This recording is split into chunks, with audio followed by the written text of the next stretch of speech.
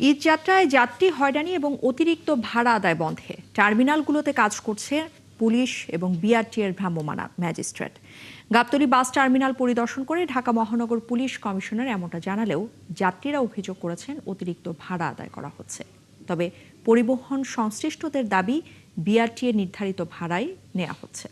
বিস্তারিত ইমতিয়াজ সনির প্রতিবেদনে।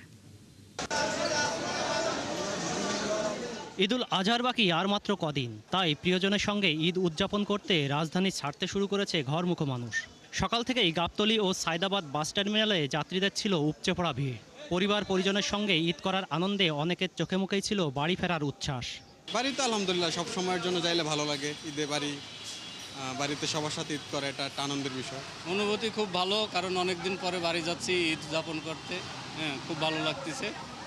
তবে ঈদ যাত্রার এই ভিড়ের মাঝেই বাড়তি ভাড়া আদায়ের অভিযোগ তুলেছেন যাত্রীরা। তাদের দাবি সাধারণ সময়ের তুলনায় চেয়ার কোচে গুনতে হচ্ছে অতিরিক্ত 200 থেকে 250 টাকা।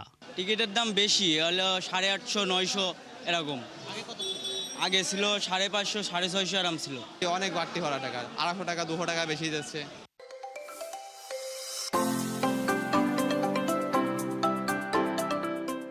তবে পরিবহন সংশ্লিষ্টরা বলছে অতিরিক্ত ভাড়া নয়, বিআরটিএর নির্ধারিত ভাড়ায় নেওয়া হচ্ছে যাত্রীদের কাছ থেকে।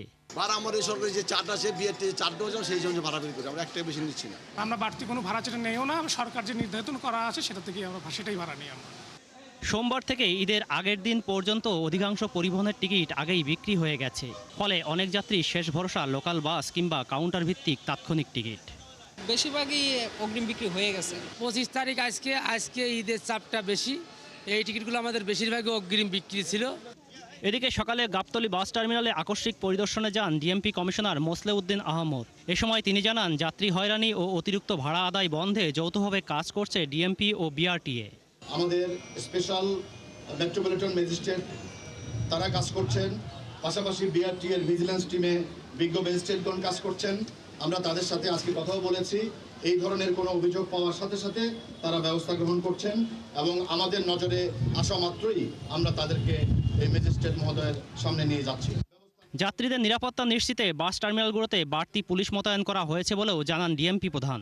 সার্বক্ষণিকভাবে আমাদের ঢাকা মেট্রোপলিটন পুলিশের সদস্যরা 24 ঘন্টা নিয়োজিত আছেন। ইমতিয়াজ সনি, 71, ঢাকা।